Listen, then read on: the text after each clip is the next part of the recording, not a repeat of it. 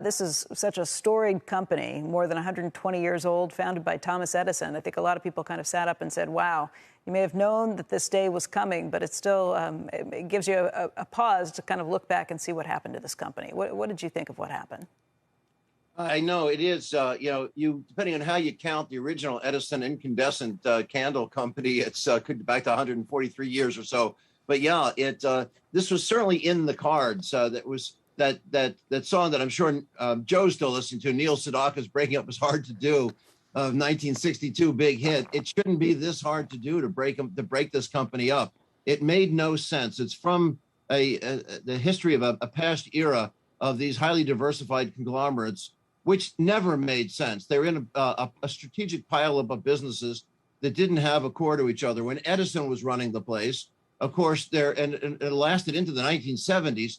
They were building off of an R&D base that had something to do with electricity, and they were commercializing products that came from that core. As they got into all these other businesses that got them out of turbines and light bulbs and appliances, and started to get into things like CAD/CAM that they didn't understand, and buying into this network, NBC, of course, things like that, which was part of the managed Kidder Peabody was a fiasco. Getting into the internet, the computer business, they got way beyond themselves.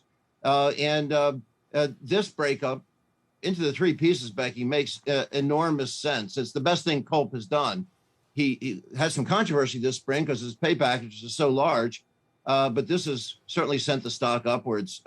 About time to separate energy, the healthcare, and aerospace.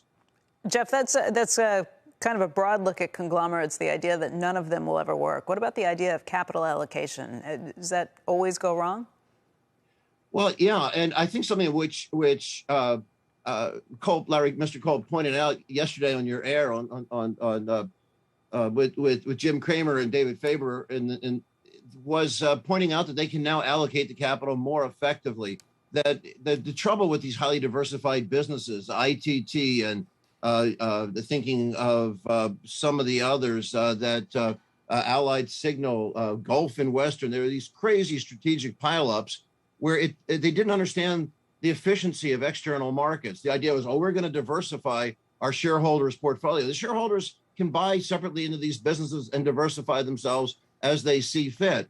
But what Jack Welch's model was, our strategic core is general management expertise. Mm-hmm. And they got into some of these areas where they weren't the best strategic managers. To have when Kidder Peabody was underperforming, they took in a tool and die maker off their board, Silas Cathcart, to try to fix the troubled investment bank. And that was followed by another GE insider when he failed.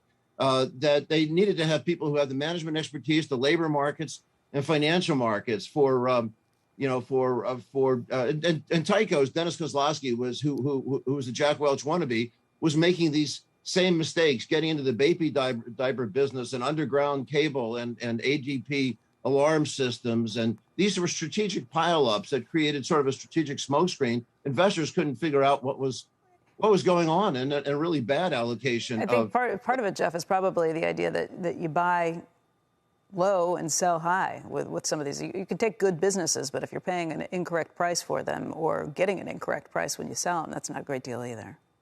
No, and as Joe would point out, of course, Jeff Immelt, Jack Welch's successor, bought sometimes at the wrong times and sold sometimes at the wrong times. But getting into the CAD/CAM business was a perfect disaster for GE, as they bought this a company and sold it off 3 years later.